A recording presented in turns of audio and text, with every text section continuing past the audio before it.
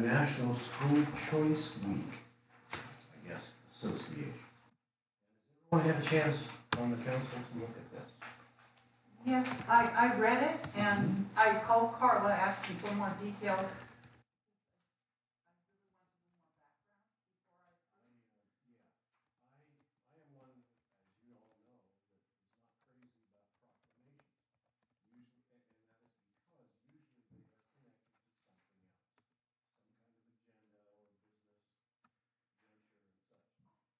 Do extensive checking into this, and I found absolutely no connections to anything political or commercial in any way.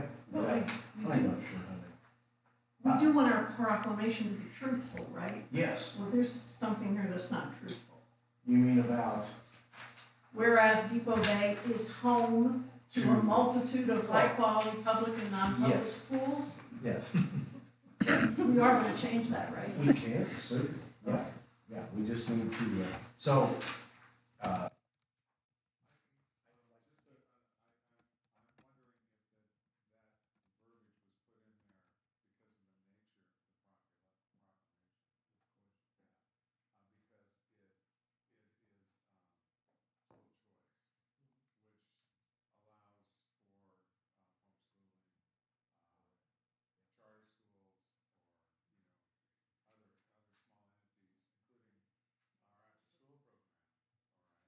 that would qualify maybe in that verbiage.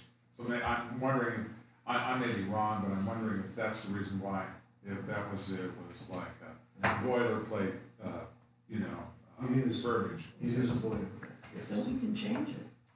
Whereas Depoe Bay is in an area where there is a multitude of high-quality blah, blah, blah. Well, I don't know. Because it's not true that Depoe Bay is home Sure to it is. all of those. Well, yes, it is. If you look at it, the way Mr. Grant just enlightened us, the city of Depoe Bay, Lincoln County, Oregon, is home to a multitude of excellent education options.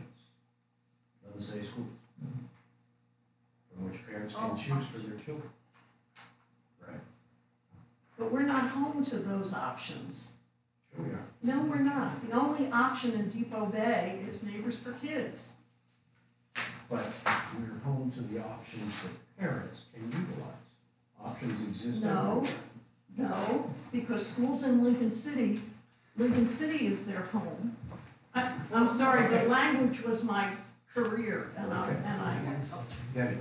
I was going to say that part of our tax base is, or not ours, we don't have a tax base. So, but when we pay our taxes, part of it goes to Lincoln County schools.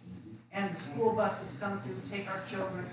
Today, while I was working at the food pantry, a family came in and they said they homeschool their children. So I know there's homeschooling going on here. I don't know if there's any religious schools or other things like that. But we do have a variety. There is more than one thing. If you don't want to send your children to public school,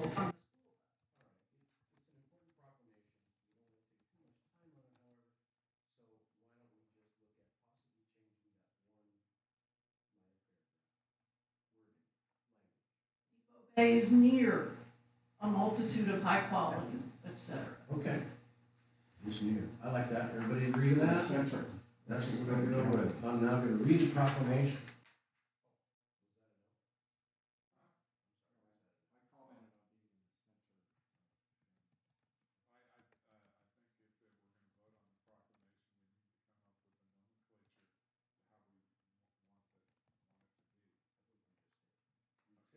Change the word home.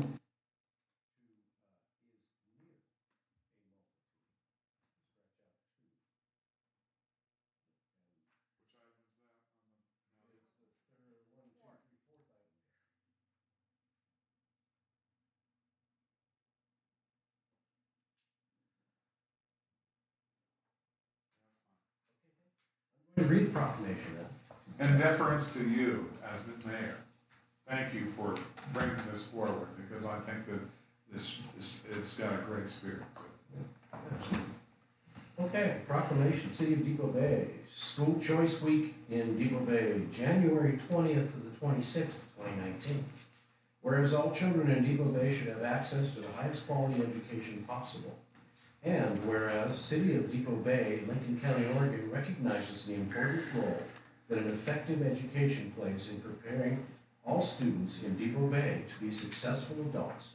And whereas quality education is critically important to the economic vitality of the City of Depoe Bay, Lincoln County, Oregon. And whereas City of Depoe Bay, Lincoln County, Oregon is near a multitude of excellent education options from which parents can choose for their children.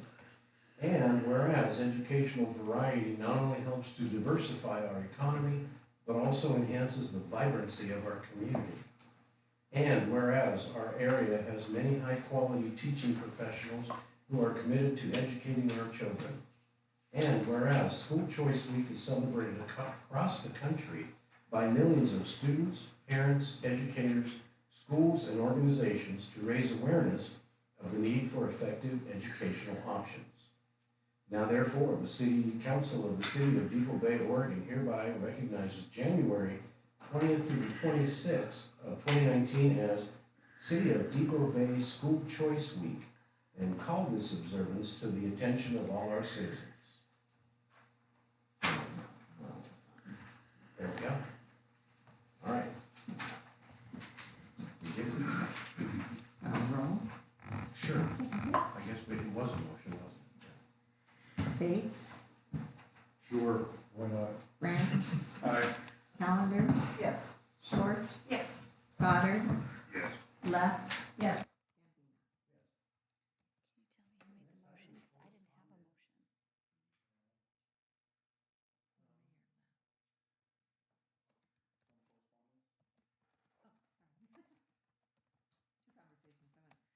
wanted to note, everyone should have gotten a copy of the email from Oregon Department of Transportation regarding the non-award of the other 2019 small city allotment funding for the Schoolhouse Street paving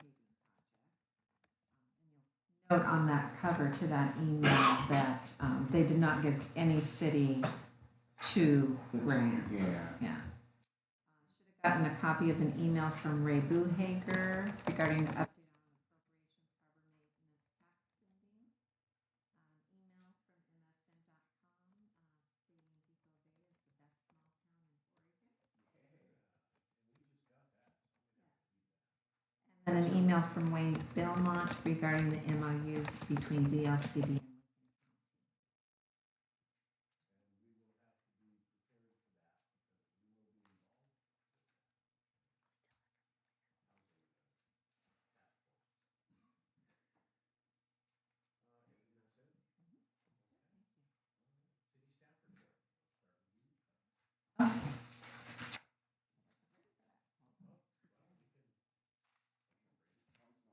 Go ahead, Brady. Okay, so, yeah, I thought the MSN I found out was Microsoft News. Yeah. Network.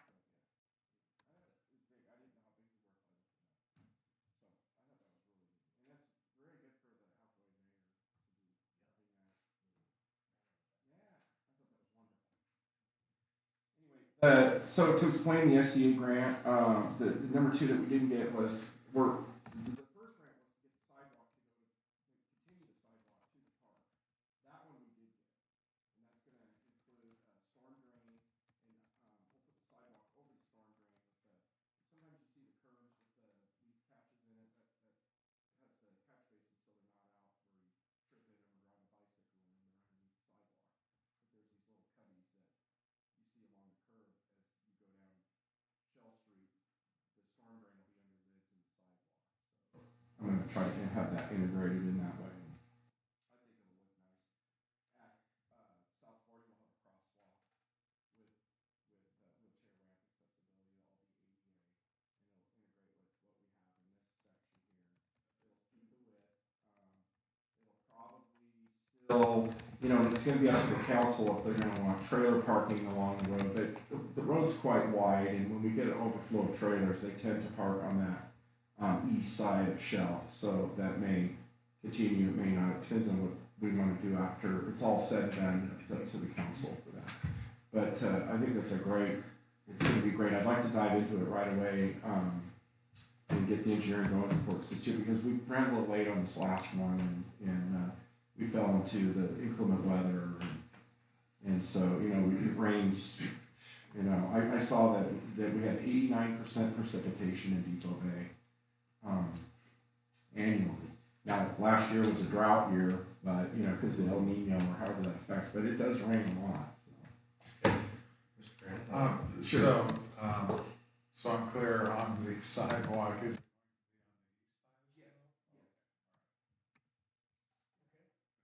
Oh, I know why. Yeah, it's gonna be on the east side.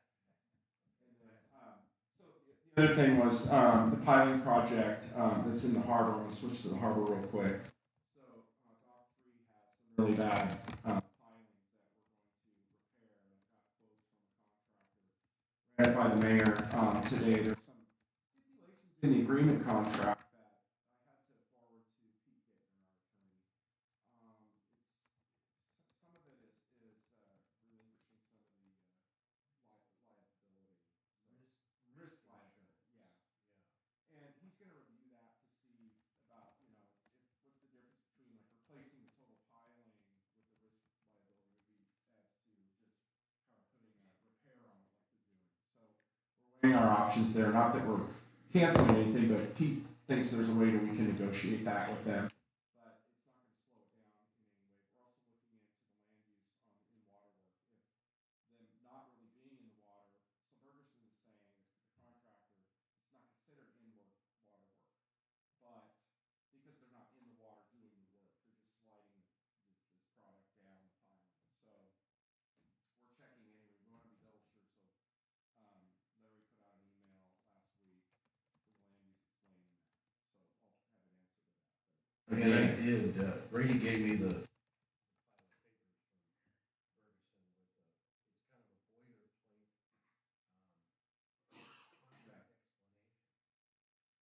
read the entire thing. And so what they're talking about is, it's got a particular term that's called risk something insurance. At any rate, they would still be required to have all of the other insurances. So I'm not sure what this risk insurance is for sure, but we'll find out. yeah, I think if the piling was to fail, not so much the product, but the piling was to fail, Yeah. something like that. But we're finding out all the details to that. And like I said, And the reason go this back and forth with them, which the reason this is subject to conversation and keep Mr. Gittner checking is because it's part of they've included a waiver for us and them to sign saying they aren't required to have risk liability insurance. yeah. So it's something that we've got to check. I mean, it Right. figures but hopefully it won't slow us down. I'm going to try to expedite this as quickly as I can. I'll know more by the next meeting. I'll try to keep updated on as we go. The other issues are, we got through the holidays, so the crew's going to be taking down the tree. We'll probably leave it up if the council tree up. It's quite a sight. Everybody seems to like it. We finally got it to stay lit. But in the harbor also, we actually have a request for harbor blue lights on the docks in the year round. But they are holiday lights. I requested that from some businesses along the bridge. They are pretty, but they are seasonal. It's not very much. They are LED, so it's very minimal, actually. So, but it does look nice, but they aren't really year-round lights, and they have to be professionally installed, I guess, to be year-round. Yeah. But they do look nice. Anyway, so just let the council kind of in on some of that. The Corps of Engineers were here today doing sampling the depth of the bay.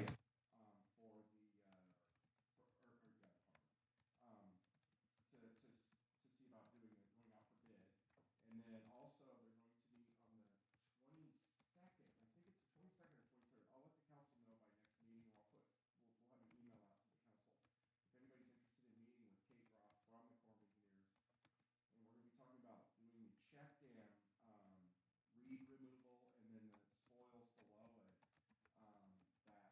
done for many, many years. That was the key segment in what hasn't been done from the Corps over the years. Rather than, you know, they've always dredged every 5 years, but we've never got the check dam done. That's the big missing link, because they've always said, oh, we've done it every 5 years, we've met those requirements, but we never got our check dam clean. So that meeting's coming up, and I think it's real critical because we want to push forward with that so it's done correctly and not, you know, last time the giant crane came in and they did it with a clam shovel, it broke a water main, it moved the sewer main, it very heavy equipment, and we had a lot of trouble with the utilities on the city's end, and it was a lot of man hours just trying to keep things intact while that giant machinery was in there, plus having to, you know, go through the harbor and interrupt normal business and the timing and everything. It sounds to me it's going to be easier to vacuum the stuff out and send it out to the ocean like the original plan. So I guess we'll know more when we're here on that meeting, but like, again, I think it's the 20, I didn't write it on the calendar, but it was a verbal conversation, but I'll contact Kate and get that date hammered down. So Lauren, the mayor, everybody can be there. We'll get a hold of Lars. You know, Pogo was involved in the first conversation with the gentleman talking about removing the reeds, so I'd really like to get Pogo in on this meeting also. So, okay, other than that, everything else has been pretty good. It's been kind of a short, you know, with the holidays and everything. So if there's any questions. The dewatering system, is that going? Yes, that's actually going to be, the building's in for the metal building's installed now.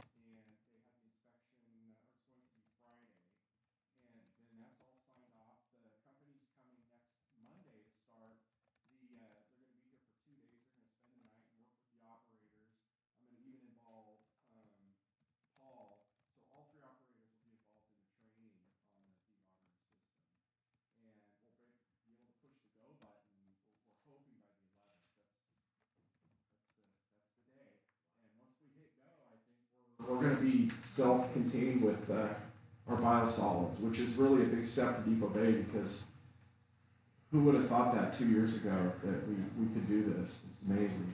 We also have interest from other communities that are smaller than Depoe Bay that want us to process their biosolids, but we don't want to jump into that right now, but it's something that could be feasible. So, okay, so that's it if there's any questions.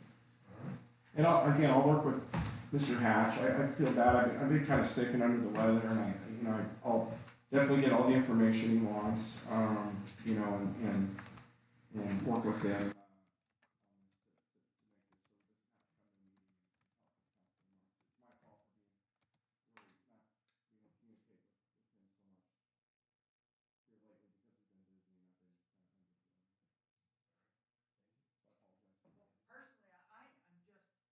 Amazed the number of hats Brady wears and the number of balls he is constantly juggling. Forget something once in a while. I mean, it's just truly amazing. We're certainly getting our money's worth as you as a public servant because you really put it in. I appreciate it. Thank you. We're trying. Very good. We'll get through. We're going to talk to Robert. We're going to move into the new year, and we're going to communicate a lot. And he said, let all the guys know that they have my cell number. I thought that was really Couple of reminders, the Depoe Bay Gleneden Sanitary District Advisory Committee meeting is going to be January 8th, that's next Tuesday. I'll be preparing the agenda, so if any of those members have anything specifically they'd like to see on the agenda, to please let me know this week. What time are you talking about? 2 o'clock, January 8th.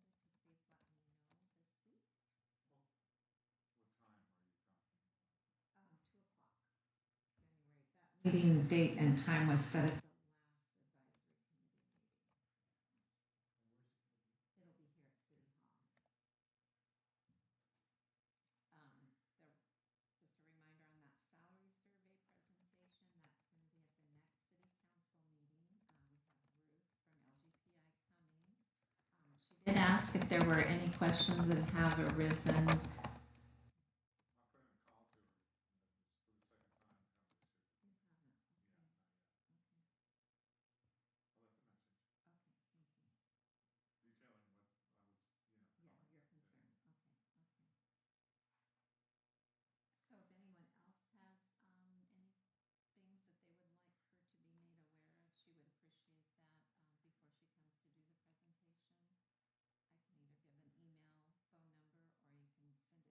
I'll see that she gets it. That's pretty much it, other than, it's not the end of the fiscal year, but the end of the calendar year, so we do have a lot of things going on in the office. No doubt. You've been plugging along, doing a good job. Yeah. One quick thing I had on the Glenn Sanitary, do you think we should have Pete at the meeting? Yes, Because he wasn't at the last one, and just I think so. being it's here and. I feel he should. I agree. Okay. I just want to make sure I got it. Okay, council comments. Let's start, for the new year with the same tradition of starting at this corner. Thank you, but I don't have anything tonight. Kathy?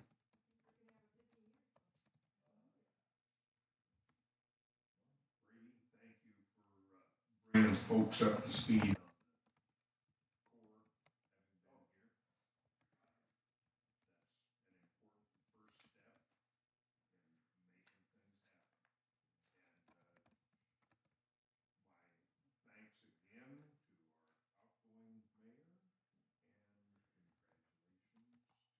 the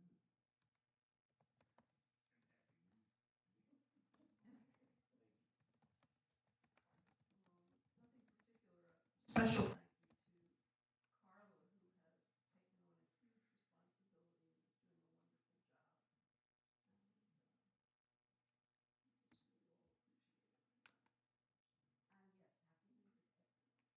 huge responsibility and is doing a wonderful job. Okay, my turn. Happy And yes, Happy New Year to everyone. New Year. I'm looking forward to the next 2 years with all of your help.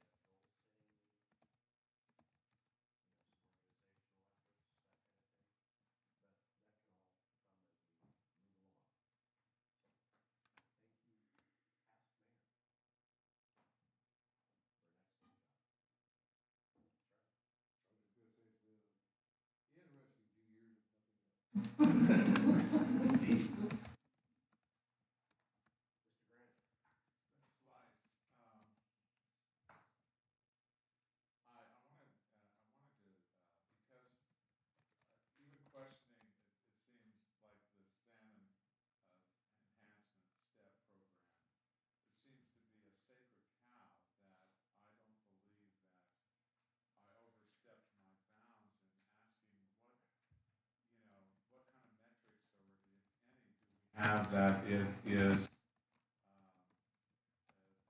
has any degree of success.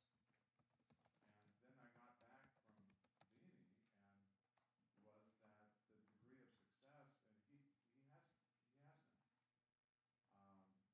It's all of it's anecdotal, and that the degree of success is that people feel good about it. Okay, and if it's salmon enhancement, be some way of measuring if there's any return at all. I'm, relatively sure that some of these animals make it into the ocean, and maybe fewer even then. Even a 1% return is absolutely in the mariculture business a great return. Okay, so. Yeah, and that's not even animals that are meant to be caught. It's just it's a jungle out there. But one of the things that I would be interested in is if there was some clever way getting together with the ODF&W to find out if there was some way we could construct some kind of box or something when these animals were expected to come back, and maybe see that there actually is some return there, and but as far as the salmon enhancement, I mean, look at wild fish versus hatchery fish. I sat there the first year I took the position in council at the symposium up at the Spirit Mountain, where everybody was there, and all including the chief scientist for the state of Oregon, ODF&W Salmon, and he'd been there for a while, older gentleman. I said, correct me if I'm wrong, we've got, let me know what your opinion is. And he says, we've got all these, we've been doing hatcheries in the state of Oregon for the last 100 years. And the hatchery fish is commingled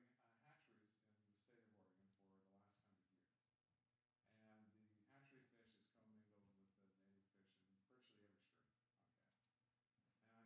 the native fish in virtually every stream. Okay. And I said, tell me, because there's this big schism in here between hatchery and wild fish, is there any genetic, can you tell me what genetic difference there is between hatchery fish and wild fish in any of the streams? And then he looked at me and he said, you'll have to ask the politicians that. Okay. Okay, so I'm just saying, I'm looking for some way that we can show, something that, like I said, I'm sure that these animals do survive. Some proportionate number. It'd be great if we could have, find out from the state if there's something we could construct that could see these animals, the few that do make it back, that aren't caught. Wow, yeah, they're coming back. I would say two things. Number one, and I'm no expert either. Believe me, I know nothing about this stuff. But Beanie did explain that the measure of success is on the hook, so to speak. It's the amount that are caught. They're not designed to come back. I don't believe that. Inherently, yes, by nature, they're designed to come back here. But because man has been involved in it all these, thousands of years, hundreds, thank you. We've had our hands in it, and so we are allowed to reap that crop, and it's not expected to return. But proof, you're right, looking for proof, accountability of why we think it's a success. They get milking crates, they do come back. We've had, I've seen up to, close to 100, but most years are around 30 or so. My only point to all that verbiage was you need to connect with the Salmon Enhancement Committee and or ODF&W. Talk to them. Tell them your concern. Okay. The river otters get most of them, but they do get the ones that come back. They try to capture them and get the males. We still have that family of river otters that come back. Okay. The meeting is officially adjourned. Thank you all for. Thank you.